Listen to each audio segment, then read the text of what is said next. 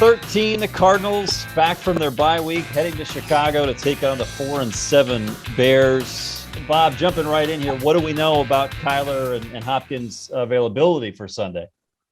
Yeah, they return to practice on Wednesday. Brian, the plan is that they're expected to play if they don't have any setbacks. It'll be 37 days. I think I counted on all my hands and toes. And, that's a long, long time to come back. You wonder if there's going to be rust, but hey, all I know is they're getting one of the best quarterbacks in the league back and one of the top wide receivers in this game back. And they might come out a little sluggish, but having done the math, I don't think they will. And I think those guys are going to be welcomed back mightily, and it's going to help. And Greg, coming this game at the Bears is a good opportunity if the Cardinals need to shake off some rust with these guys. What are your thoughts on that? See what you did there. You said shake off some rust, and they're going to the Rust Belt. It's never a good time to go to Chicago, ever, for any reason, for anything. And anybody who's in Chicago who's smart moves immediately to Phoenix. And I think we should leave it there. Okay, there's the fan base for the Bears. Kent, Kent, what do you? When's the last time you were in the Rust Belt, Kent? Let's just go that way. I love going to Chicago. Great food, great city.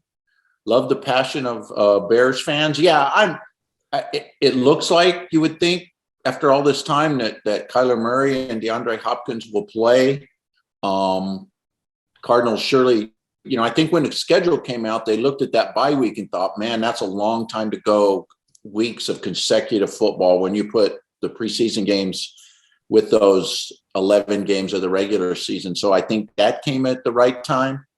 So I think this is a good time to get Kyler back and DeAndre Hopkins back. And you're not playing the Packers or the Rams, so maybe you can get by with a mistake or two against the Bears that you couldn't against a better team. Greg, do you put ketchup on your hot dog? I'm curious about this now. It's sacrilege, sir. The only thing that goes on a hot dog is chili, onions, and mustard. But listen, in all seriousness, right? And the Cardinals need to get hot now, because it's not really how you start, it's how you finish. Kent and I were having this conversation the other day. We've seen so many teams in the NFL get so hot early. The Indianapolis Colts with Tony Dungy and Peyton Manning come to mind. They'd get so hot that they'd rest their starters. They'd have a bye week. They'd get rusty, and they'd get run out of there in their first playoff game. And we've seen the Cardinals themselves, when they went to the Super Bowl, they got hot late. So if you really want to make a good playoff push, you got to start tuning stuff up right about now. After a bye week against an opponent that's probably going to be a little bit outmatched, cold weather, going back east, adverse circumstances. If you drop this game, it's probably not that big of a deal overall. But this is where you start to ramp things up for that Super Bowl push, because that's what this team is looking at. The Cardinals are looking at a Super Bowl push. If they don't do that, all this was a massive disappointment. These guys are really in position to do something special. Bob, I see you're shaking your head on that. I mean, that certainly seems like the right direction for the Cardinals to be trending these last 6 weeks. Yeah, it is. And as a sports writer, all of us, we don't care who wins or loses. We get paid no matter the score. But it almost feels a shame that the Cardinals aren't getting more attention nationally. They go on a bye week and they fall in people's power rankings. I don't know how you do that. I did them for 15, 16 years and never moved a bye team. I always kept them right where they were just because of that. They couldn't go anywhere up or down because they didn't play. And it seems it's like the same thing with the Suns. They win 17 games at one point and no one's talking about them.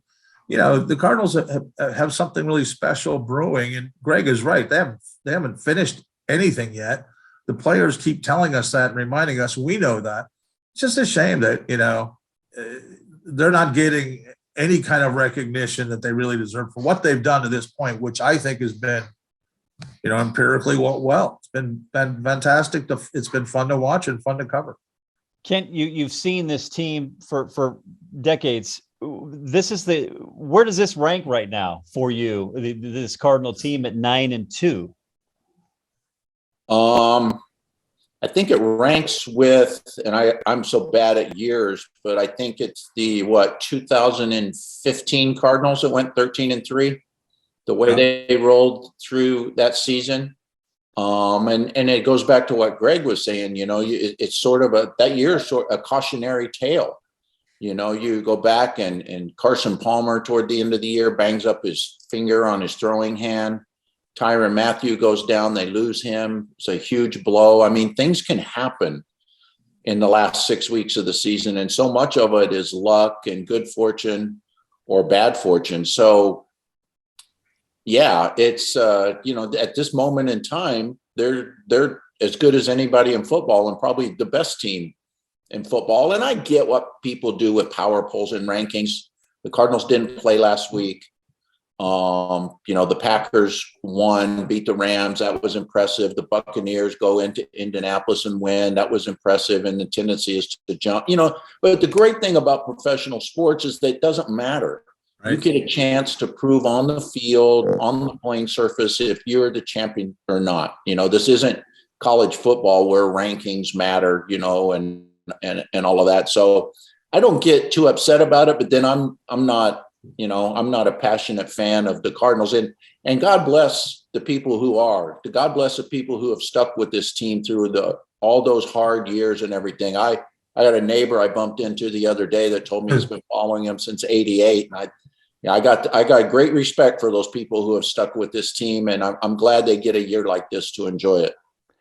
Greg, you've got your almost like a Suns warm-up jacket on with the orange and purple there. These two top teams, this is quite a time to be a fan in the Valley right now. I mean, could anybody deserve it more than fans in Phoenix? 3 years ago, the Phoenix Suns won 19 games all season.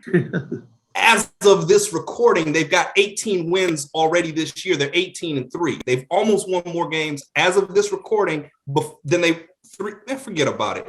Steve Wilkes, anybody remember Steve Wilkes? Poor guy. 3 wins, right? If anybody deserves to have just some good vibes, some star players, some young guys who are under the radar who nobody knows about but us, like we get to watch these dudes first. And then when everybody finally shows up and starts coming around, we'll know that they're all posers. There's nothing else, something else to think about with the national media. Don't pay attention to them and listen to me instead. It's a lot better. All right. Well, considering that, we're going to move on to predictions, which is always the fun part of the program here. Cards are 8-point favorites, and the over-under is 45.5, Greg, as you start doing your math. Bob, we come to you first.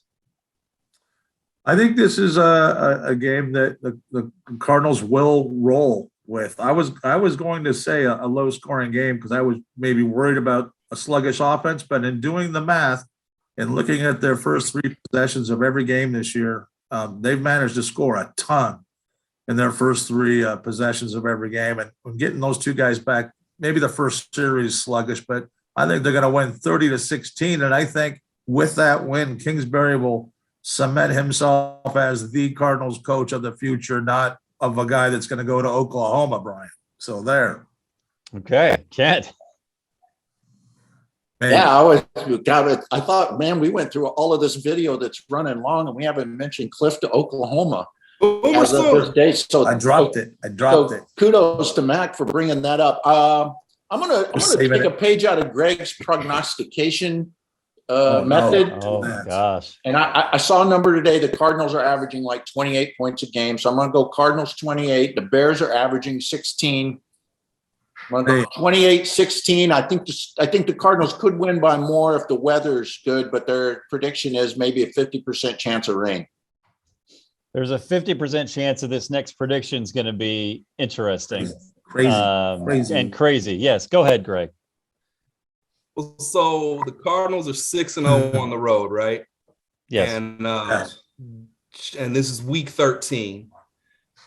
And the Bears are 4-7. All right. Andy Dalton wears number 14. Justin Fields wears number 1. Justin Fields went to Ohio State. They're at number 7 in the rankings. Okay, I got it. Kyler and DeAndre haven't played in 37 days, right? Man, is this going to be algebra? This is numerology. Carry the one. Actually, yes. Kyler and DeAndre haven't played in 37 days. 37 times 2 is 74. And Andy Dalton wears 14. Justin Fields wears 1. But I don't think Andy Dalton's going to play. I'm predicting it's Justin Fields. So I'm predicting Cardinals 74, Bears 1. I'm glad this is being recorded. That would be the all-time score in the NFL's oldest rivalry. You know, let's don't forget that. That's good stuff, right? The Racine Cardinals.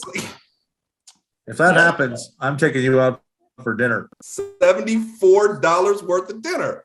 There we go. Well, week 13, just when we thought it couldn't get any wackier, Kent now joins the party on the I can't even say it. We're done. I procrastinated too. So yes. Let's move on. Week 13, all your coverage, Bears and Cardinals, azcentral.com.